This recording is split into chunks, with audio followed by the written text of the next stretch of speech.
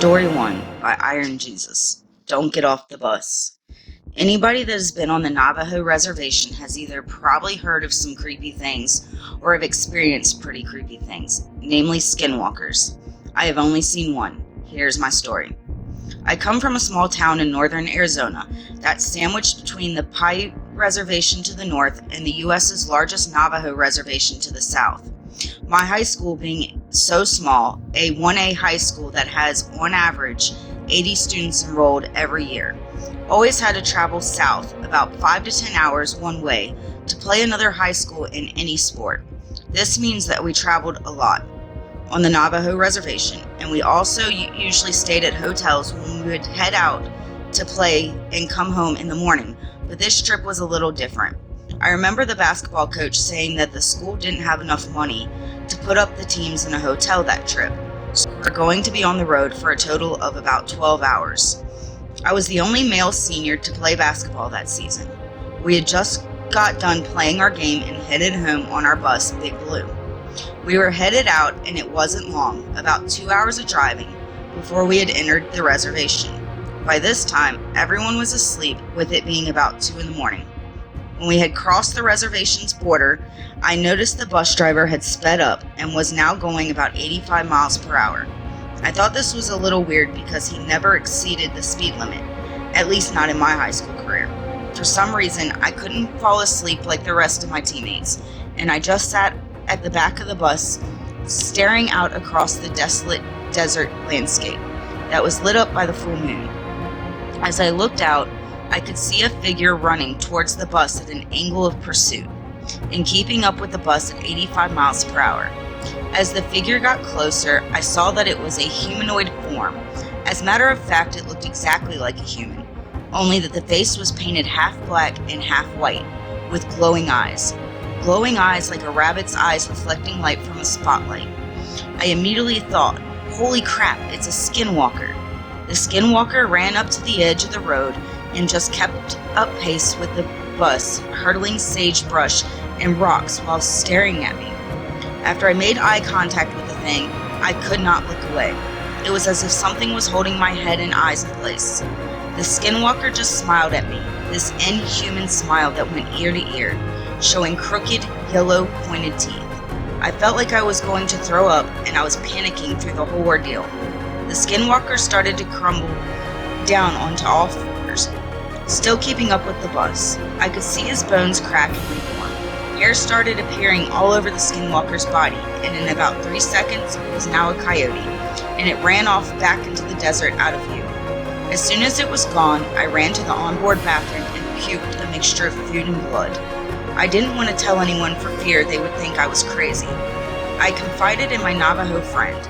She told me that I needed to see the chief, who also happened to be a friend of mine, and get a blessing. I saw him the next school day in the parking lot. He just came up to me and mumbled something in Navajo while waving a feathered scepter-like thing, turned around, got in his truck, and drove away. To this day, I haven't seen another skinwalker. It might be due to the fact I moved away from the town and reservation, and if I do have to go south, I go around. Lay around. Story 2 by Neptune 420. Maybe trying to hit it wasn't the best idea. My father owns a small delivery service that operates out of Farmington, New Mexico. We mostly deliver small packages out to the middle of nowhere that are too much of a hassle for the larger delivery companies to bother with. My dad is the only employee, and we have a few pickup trucks and a trailer. One day we get a delivery out to Window Rock, Arizona, on the Navajo reservation about 2 hours from Farmington. My dad gets the call for the job while he is chilling with his Navajo friend, Travis, and his girlfriend. Travis mentions how he's got family in Window Rock that he hasn't seen in ages and suggests they go with him. I was about 6 or 7 at the time, and it was the summertime, so Dad decides we'll go down together. He can do his delivery really quick, then while Travis sees his family, we can go check out the Window Rock, a big rock face with a large hole in it that goes to the other side. Pretty cool. We had to convoy in separate trucks since my dad's was loaded down with freight.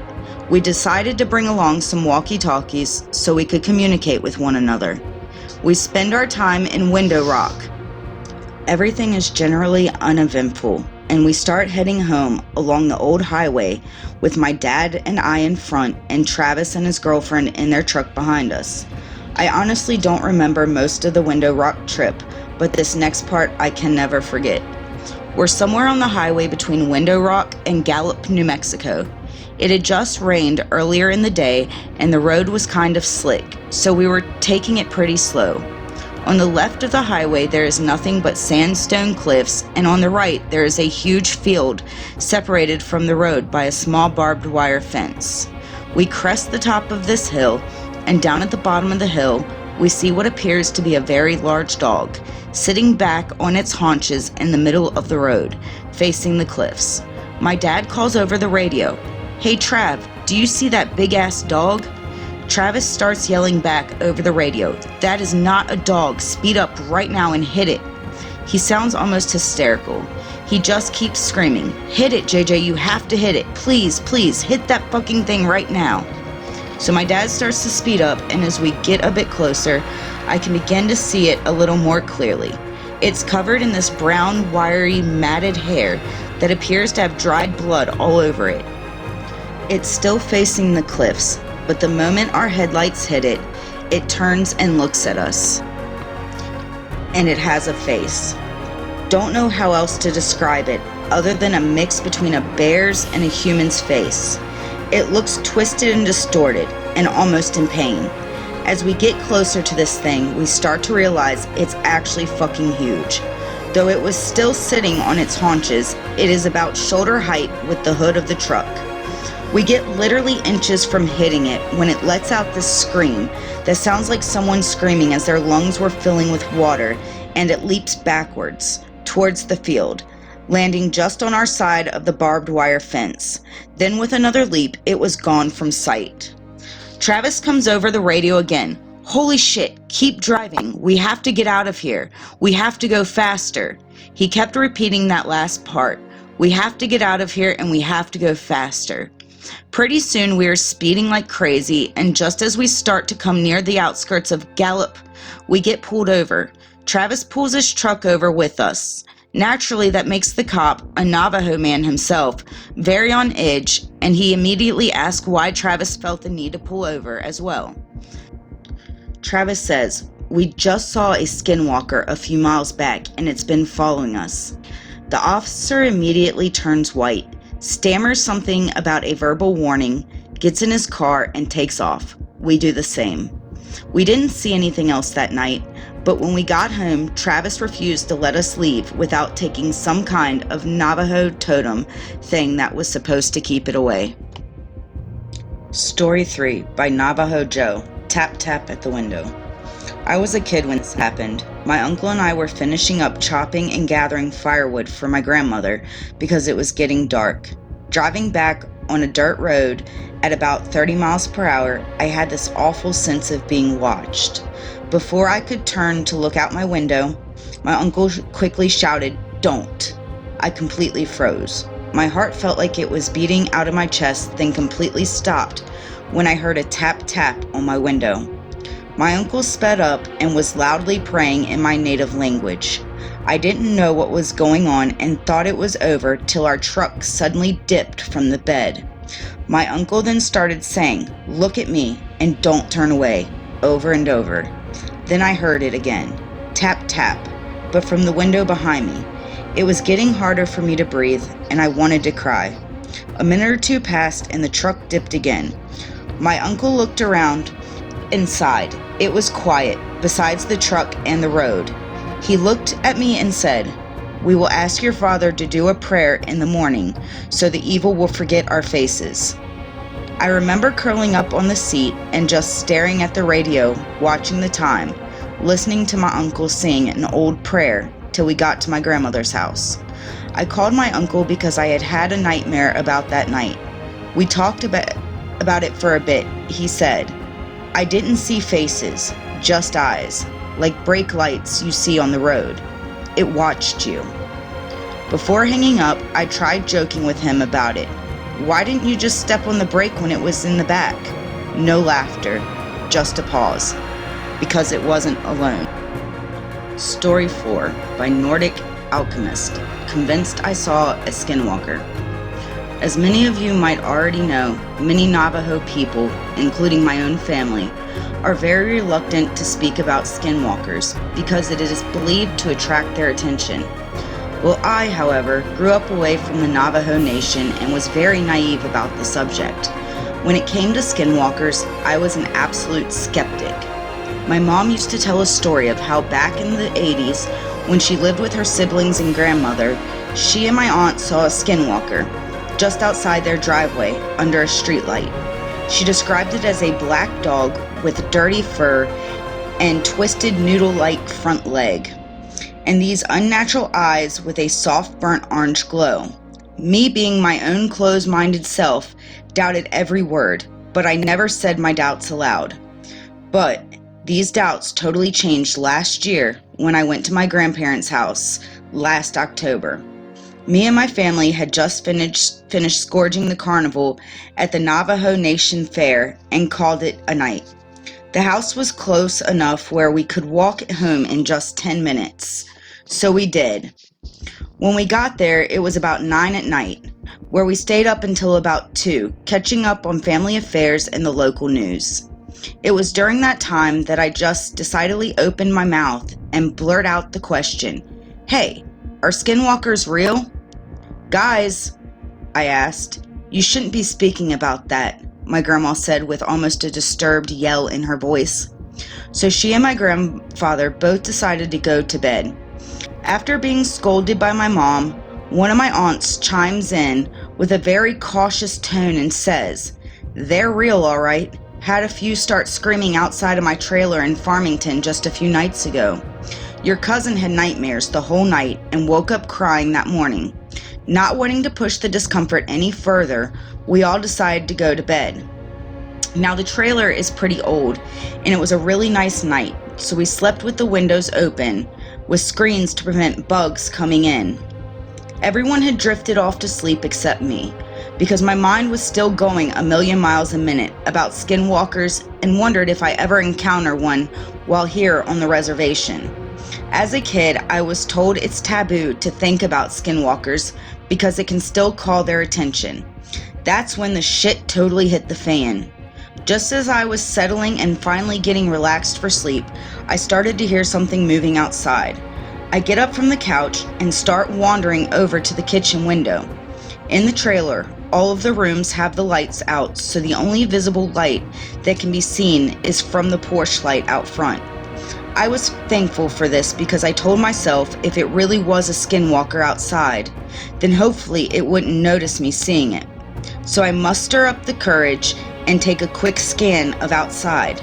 From the porch light, all I can see is the dusty ground and the vehicles that my family drove, along with some old metal trash cans that stood beside the road. Looking for about a good 5 seconds, I wasn't able to see anything, so I was getting ready to turn around and walk back to the bed thinking it was just a stray cat or something.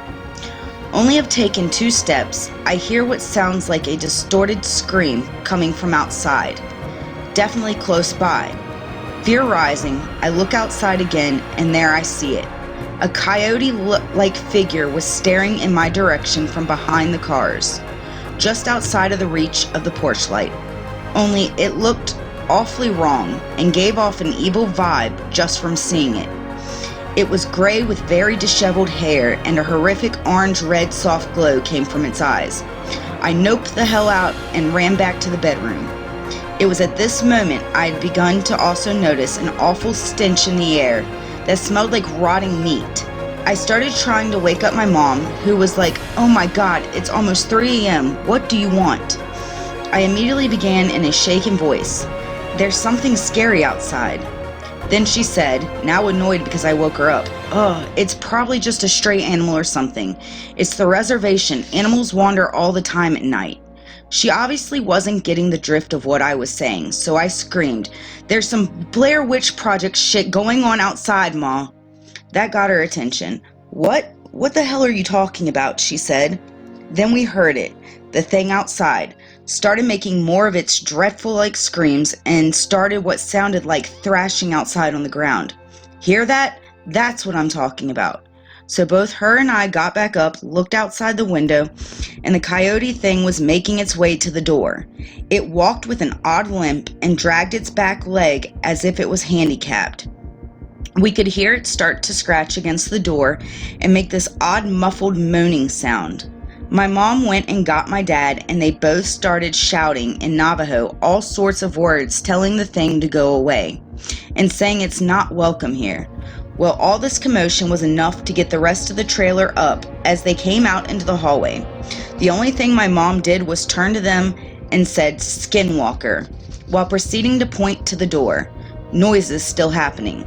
Apparently they already knew exactly what to do, as my grandfather got out a handgun from a drawer and a bag of ashes. He coated a few bullets and loaded them into the gun and went straight to the door. Yelling out more Navajo that was too fast for me to comprehend, he swung open the door and fired twice. Nothing. The thing managed to escape before my grandpa could put a bullet in it. "That's the fastest one I've ever seen," said my grandpa. Next thing you know, my aunts and my parents are freaking out about what just happened, saying stuff like, "What if it comes back tomorrow?" And "It saw us. Does that mean we're targets now?" Afterwards, my grandparents calmed everyone down, myself included, saying we'll be fine, and we all went to bed around 3-ish. Morning comes and my grandparents call one of their neighbors and explain to them what happened. Apparently one of them was a medicine man who used to partake in Yay Bai Che, Navajo ceremonies used for healing and curing sickness, and came over to bless each family member and the grounds outside. Story 5 by Navajo Joe 00. It nearly got him and his brother.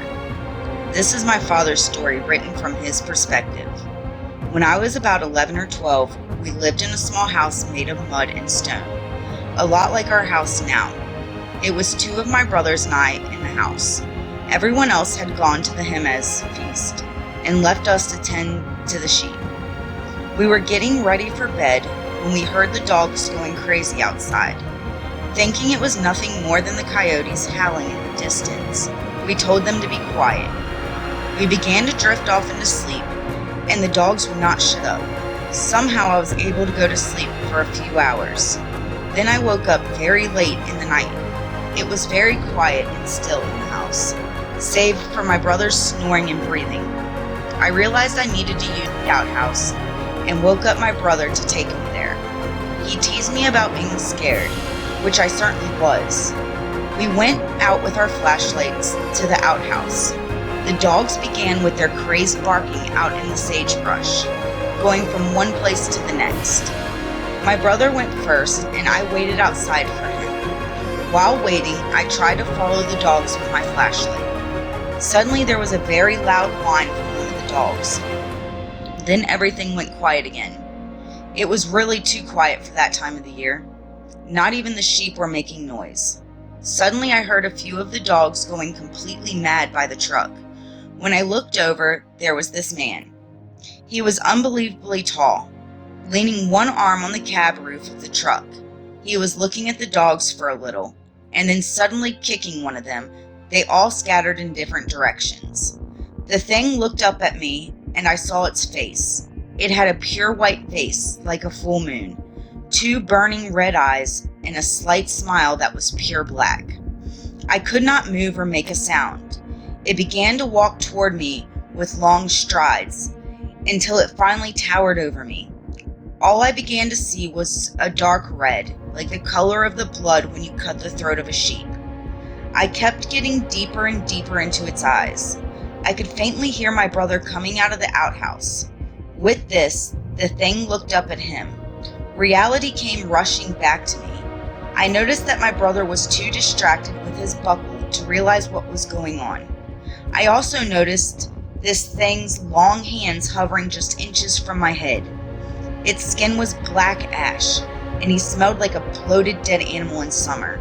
I was still unable to move or speak. The Skinwalker began to move toward my brother. Finally noticing this figure, my brother became paralyzed as I was. Closer and closer it drew, reaching an arm out toward my brother's head. Something finally snapped at me.